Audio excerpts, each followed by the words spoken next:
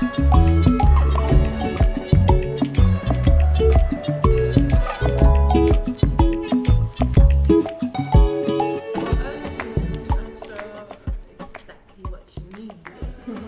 just love rum. You just rum lovers. Absolutely. What do you love about So I am. what do you love about here? What is it that you love about the place? What? Yes. The terroir is just wonderful and specific, probably unique in the world because it's very amazing terroir, and you test the terroir into the bottle. So that's for a master blender. That's probably the dream. Yes, I'm sure. The dream And place. I'm a master blender, master Okay. distiller since 16 years Okay. in my birthplace, Martinique. Oh. My English is not so. right. That's All right. Sorry. Good.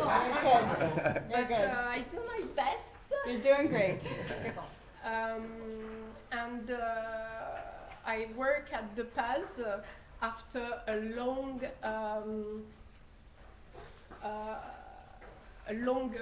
queue of women master blender because we have quite only women. Okay. Wow. Okay. So it's a feminine touch. There's a feminine Ah, touch très bien. and a Caribbean touch because we are all From here. born in Martinique in the island. Okay. So ask me everything about the terroir, the style and signature of our rums. And we're going to have a Tour. tower of the Mansion. the castle because it's iconic Oui. in Depaz Distillery. And after we can have You can do a tasting. do a testing, yes. Yeah. Please. Can you tell us a bit about the history of Depaz, where it started? This Yes, place? that's what we're gonna do in a Oh, moment yes, when you yes. just At start. the very beginning of That's what I want to know. The history. the story of rum Yeah. in the world. Oui, c'est bon. So Merci. thank you for joining first. We let you with Nicole. She will take care of the Merci, installation with, what's her name? Kim? Kim? Yes. With Kim. Yep. And we meet again in 10-15 minutes for the tasting. Right. I'm going to prepare everything for you. How many of you, by the way? 20? 21. 21. 21 Jump Street.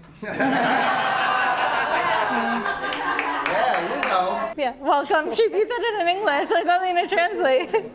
Donc alors ici nous sommes effectivement dans le hall du château de Paz. Here we're in the hall of the Castle de Paz. Alors Monsieur Victor de Paz, lui, il est étudiant à Bordeaux lors de l'éruption. Il est étudiant à Bordeaux lors de l'éruption et il revient 15 ans après, parce que lui il perd toute sa famille lors de l'éruption. Il revient 15 ans après, il récupère la distillerie, il rachète les terres parce que ça ne lui appartenait pas.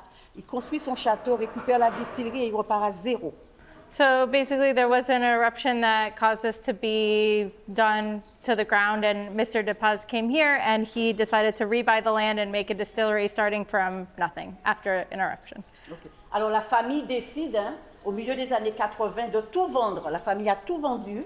Donc là maintenant, ça appartient à un groupe qui s'appelle le groupe La Martiniquaise. So in the 40s, the family decided to sell everything, and there was a group called the Martiniquais, is that what it's called? That they decided to sell to in the 40s. Okay. Avec les hauteurs. Donc, M. Victor de Paz, il était visionnaire parce qu'il place son château de façon à permettre effectivement à l'Alizé effectivement de traverser. Et là, on a effectivement l'impression d'avoir une clim naturelle. Après, je pourrais vous dire le pourquoi effectivement l'espace réservé aux enfants. Yeah, so this was reserved for children. Oui. And a little space. Alors, ici, on a la grande salle à manger. Donc, vous voyez, effectivement, c'est une très grande pièce. C'est une salle d'apparat. C'était une salle d'apparat. C'est une salle aussi où, quand la famille recevait tous les grands qui passaient en Martinique, que ce soit sur le plan culturel, que ce soit sur le plan culturel, que ce soit sur le plan politique, mais c'était le passage obligé au château de Paz. So this was the dining room, but it was also the place where the family received guests, whether it was cultural people or other people. Anyone that came to visit the Chateau de Paz, this is where they came. This is where they received them, in this dining Alors, area. d'un côté les adultes, hein, Yep. et de l'autre côté les enfants. So the adults were over here and the children were over Et there. tout à côté, il y avait les bébés. Pourquoi il y avait le berceau? Parce que quand il y avait des familles qui avaient des bébés, des enfants, on pouvait les coucher juste à côté. Et il y avait le vis-à-vis des parents sur les enfants. So when there were families that had small children, they were able to put them to bed in the room next door, and then the parents would be able to be over here and be able to see their children next door through that little room. So these were pictures of women from Martinique, and they were meant to display different outfits of different Martinique different Martinique women and different composition of Martinique society, different costumes and different outfits. Ok, yes. Yeah. Alors ici, vous avez le fumoir. Ok, c'est le smoking lodge. Et qu'est-ce qu'on fait ici? Okay. So this was a room reserved specifically for the men. So women, we should leave. C'est que les hommes qui s'installaient ici. Parce qu'il ne faut pas oublier que M. Victor Depaz, c'était un industriel, c'était un politicien, et puis il commerçait aussi avec la Caraïbe, mais c'était pour parler de son rhum, puisqu'ils vendaient du rhum, mais c'était quoi? Entre le rhum, le tabac et le café, le tabac, et son rhum ici, donc c'était ludique, convivial, mais c'était quand même professionnel. So after breakfast, the men would convene here because we can't forget that Victor Depaz was a politician and industrial, and he was here trying to talk about his rum and trying to talk about business. So he would talk about rum, tobacco, smoke tobacco in here with the other men that were visiting at the time. Yeah. So, yeah, so women, we should leave.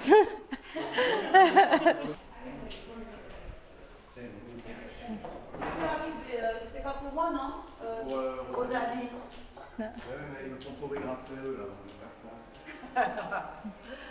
Alors ici, on retrouve un petit peu les photographies, les iconographes de Saint-Pierre d'avant l'éruption de 1902. Hein? Okay, no, Before the eruption. Yeah, okay, yep. Alors donc il y a effectivement toute Saint-Pierre. So these are all pictures of St. Pierre before that volcanic eruption that happened in Alors, 1922. ce sont des photos qui ont été récupérées aux archives départementales de Marseille. Heureusement, parce que sinon, on n'aurait pas eu... Right, and so these are pictures that were taken out of an archive, and it's good that we had them because otherwise we wouldn't have any pictures of what happened before the eruption. Alors ici, on retrouve les vieux gréements. Donc c'était comme cela que les vieux gréements étaient alignés sur Saint-Pierre avant l'éruption de 1902.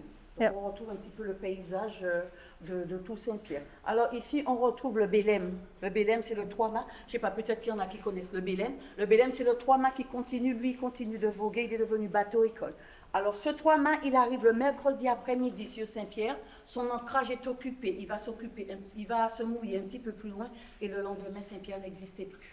So there are a bunch of pictures of boats that were here in St. Pierre before the eruption. This is a galleon that has 3 masts that was here, right at, and they actually came here the Tuesday, what's Mercredi, Tuesday or Wednesday? The Tuesday before the eruption, and then it went away, and then when it came back, St. Pierre wasn't here anymore, because it came by, and then when it came back, the eruption had happened, and the town had been destroyed. Et le bélème continue de voguer, il est encore sur les mers, En ce moment, il est en train de ramener la flamme olympique de la Grèce jusqu'à Marseille. So this is actually the boat that continued to sail, and it brought the Olympic flame from Greece all the way to Marseille when they had the Marseille Olympics. Alors, je disais, tout à côté, on a les 2 bateaux à vapeur, hein, le Tamarin et le Rorema, qui ont coulé et qui sont couchés juste en face, au fond de la baie.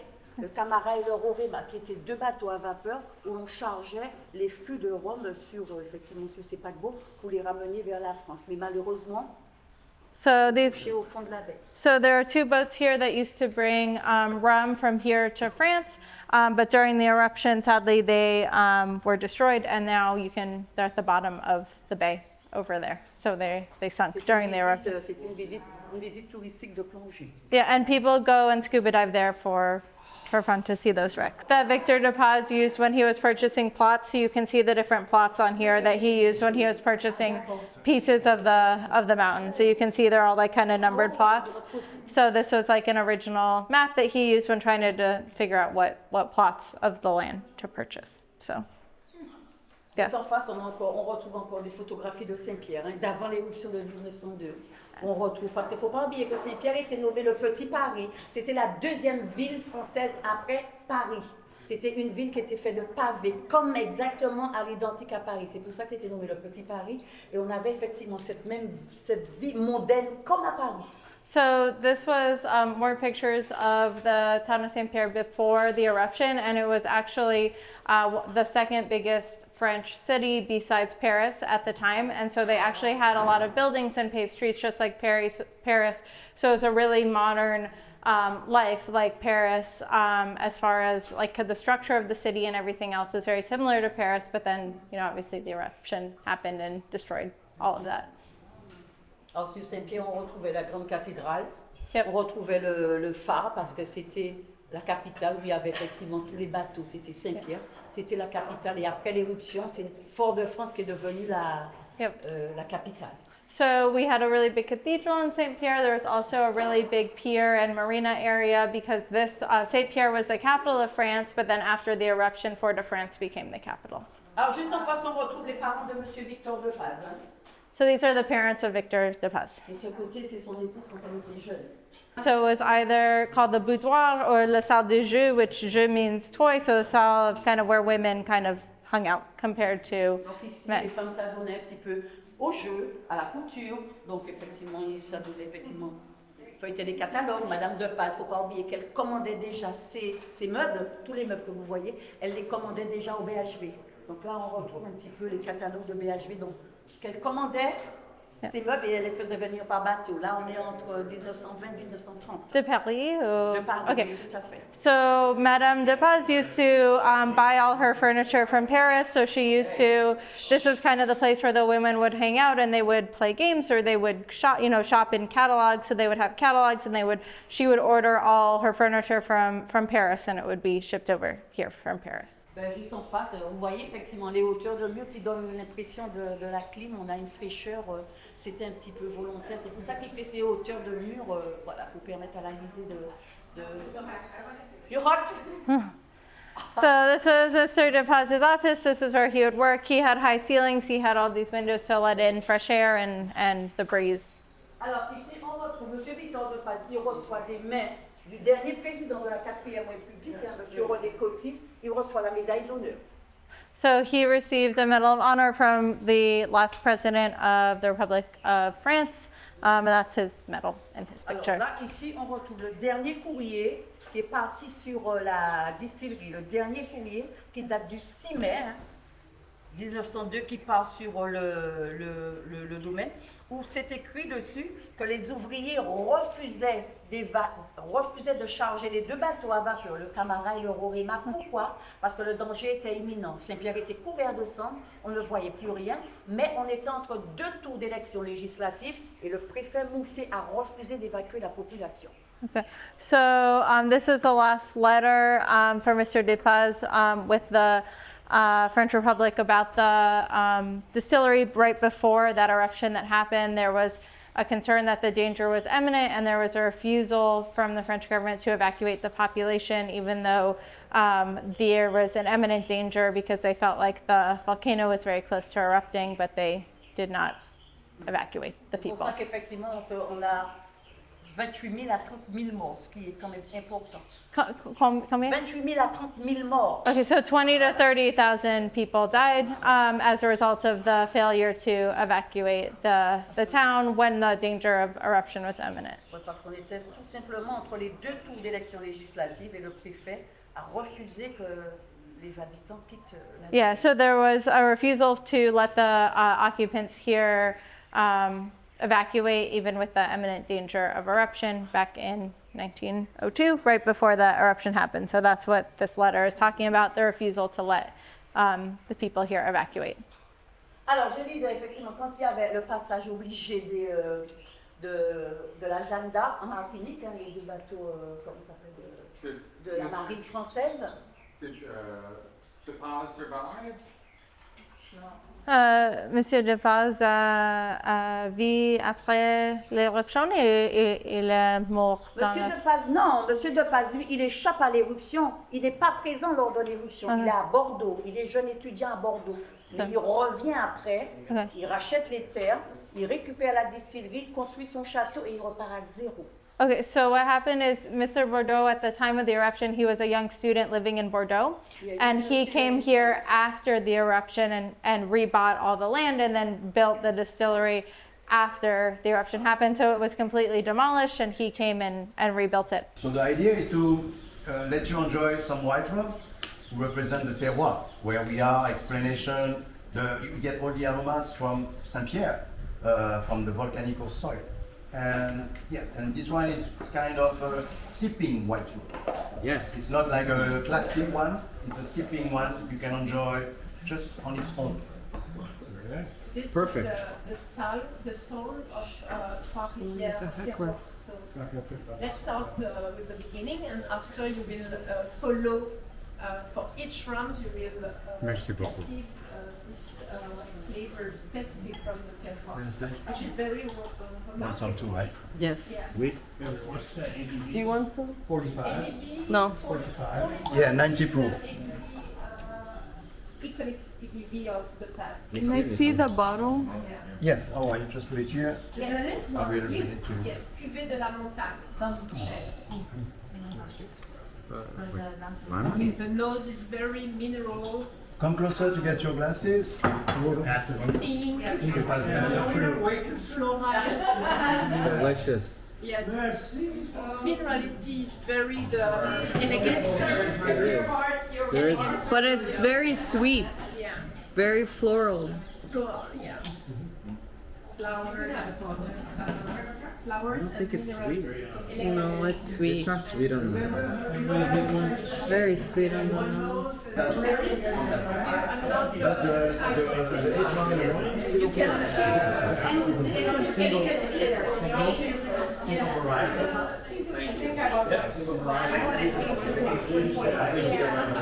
always we make it after a little aging process because it's a small production. Always have Is it a mix of different casks? So this is my studies by chemie microbiology, and I started in other company, Pouppeville, Maison d'Harmonie, and so on. So I work it is those editions. That's my Okay. I work long period with them, and now I work at Depaz Distillery. She used to work for Pouppeville. 16 That's amazing. It's amazing to see the progression of women in the spirits business. It's fun to see Maggie Campbell. But I mean, I think women have a lot of memories, And our senses are better.